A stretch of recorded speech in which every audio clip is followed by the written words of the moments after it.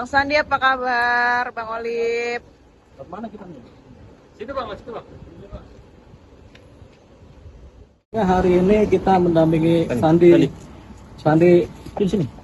Sandi Butar-Butar ini yang akan melaporkan adanya dugaan korupsi di Damkar Kota Depok.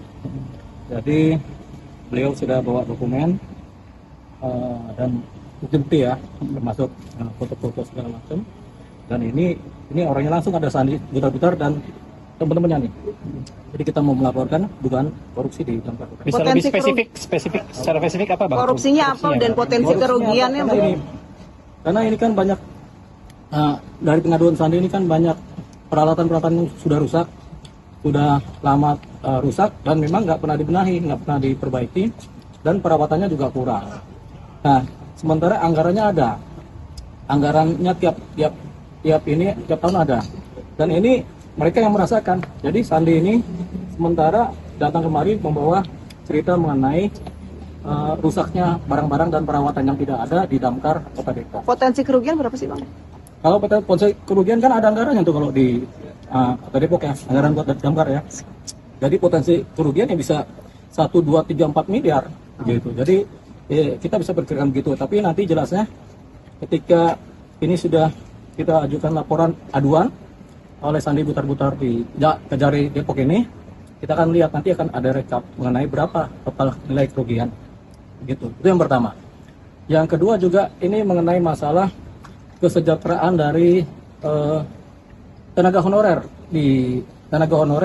Damkar Kota Depok. Karena dari sekitar 200 personil Damkar Kota Depok itu ada sekitar 160 yang honorer dengan gaji dengan pendapatan yaitu cuma 3.200.000-an, 3,2 juta.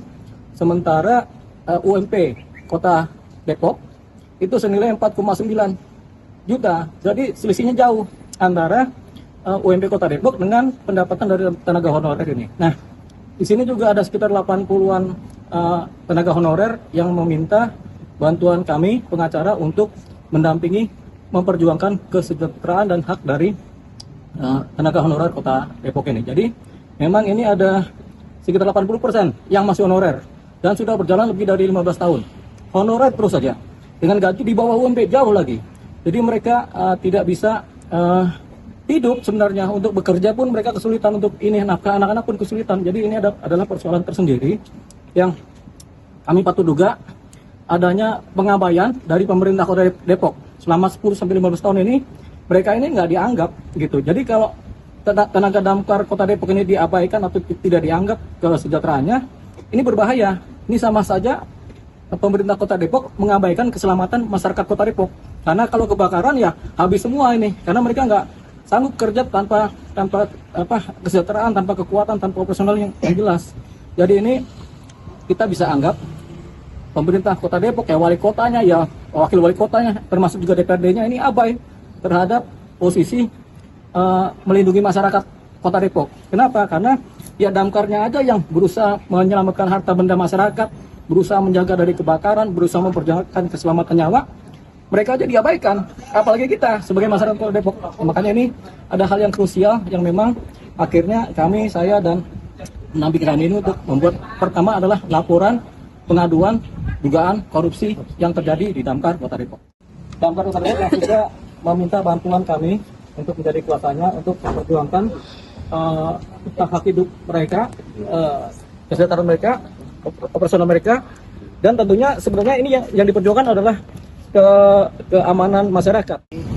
Sama dokumen file anak-anak dari 80 orang udah tanda tangan untuk siap mendukung. Artinya Sandi pun siap dengan segala resiko nantinya? Iya siap, karena saya cuma takut sama 3 mas, yang maha kuasa, almarhum ibu saya, sama 2 anak saya perempuan. Udah, yang lain saya nggak pernah takut.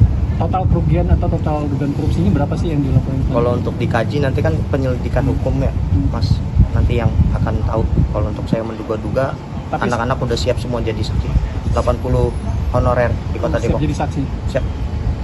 Spesifik korupsinya apa tadi Sandi? Kayak misalnya contohnya kayak perawatan mas, ya perawatan, terus kalau misalnya alat-alat gitu kan udah tertera di pembagiannya itu berapa, tapi fakta lapangan yang ada di Kota Depok yang dibagiin itu tidak sesuai. Kami siap semua jadi saksi anggota. Itu sejak kapan ya? Sarana prasarana berarti ya? Ya, sarana dan prasarana. Sejak kapan? Kalau untuk sejak kapannya kita nggak bisa ya menduga-duga, tapi istilahnya kami anggota di lapangan itu dari awal masuk juga udah merasakan kejanggalan semua. Kemarin ada temuan alat rusak lagi, Mas? Kalau untuk alat rusak bukan temuan lagi, Mas, tapi fakta lapangan hanya di Cimanggis saja yang dibenerin, tapi di UPT lain belum menyeluruh. Ini 80 anggotanya itu udah siap dukung di atas materai semuanya? Iya, di atas materai dan tanda tangan semua full. Ya, ada nopal. Dan kisaran berapa persen sih yang lumpuh?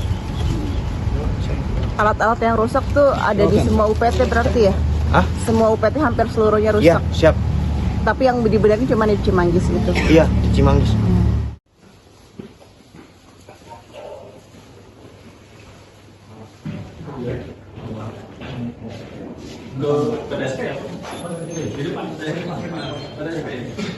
Pagi ini ada apa sih?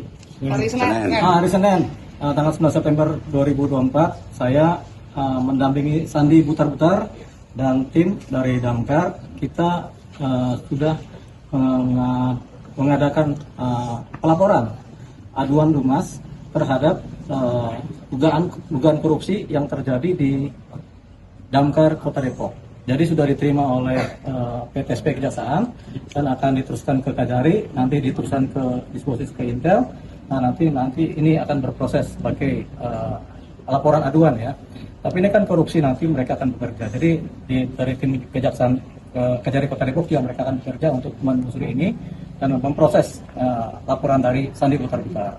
Nah, memang disertakan yaitu dokumen-dokumen dugaan korupsinya, kemudian foto-foto, video-video, kemudian gambaran-gambaran alat-alat yang rusak juga disampaikan. Nah, jadi itu tadi sudah diterima laporannya, mereka akan proses dan akan diberikan nomor, begitu. Berapa dokumennya, Mas?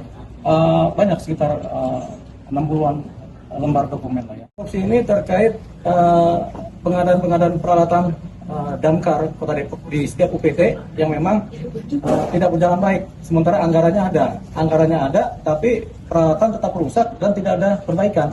Tidak ada perawatan, tidak ada perbaikan. Jadi ini potensi korupsi tentunya ya. Kita nggak tahu siapa yang korupsi di sini, tapi yang jelas karena perawatannya tidak ada, kemudian peralatan banyak yang rusak, yang memang sangat menyusahkan dari tim tenaga pegawai Damkar ini bekerja, sehingga ini menjadi persoalan begitu. Nah, ini juga memang penting kita harus kejar ini supaya apa? Supaya Damkar Kota Depok ini akan menjadi rapih dan menjadi bagus. Selama ini ternyata Damkar Kota Depok kita bisa anggap begitu nggak kuat kekuatannya untuk mengadakan penanganan kebakaran ya, karena peralatan yang rusak tadi. Gitu. Ada berapa nama yang dicurigai terlibat dalam kasus? Kita tidak sebut nama ya, karena ini kan sifatnya anggaran. Nanti siapa pengguna anggarannya itu akan ditelusuri oleh Kejaksaan Negeri Kota Depok. Dengan laporan Sandi hari ini ke Kejaksaan, ada tanggapan, Pak? Terima kasih sudah mempercayakan ke instansi Kejari Depok. Laporan sudah diantar dan diserahkan oleh Sandi dan kuasa hukum ke melalui PTSP Kejari Depok. Laporan itu terkait apa sih, Bang, kalau boleh tahu? Untuk isi laporan kami belum mengetahui ya isinya terkait apa, dan juga kami mungkin nanti setelah menerima dari PTSP tentunya disposisi dari pimpinan seperti apa nanti kita akan mempelajari apakah isi dari laporan tersebut masuk ke dalam tindak pidana atau tindak kegiatan yang lain nanti dapat ditindaklanjuti.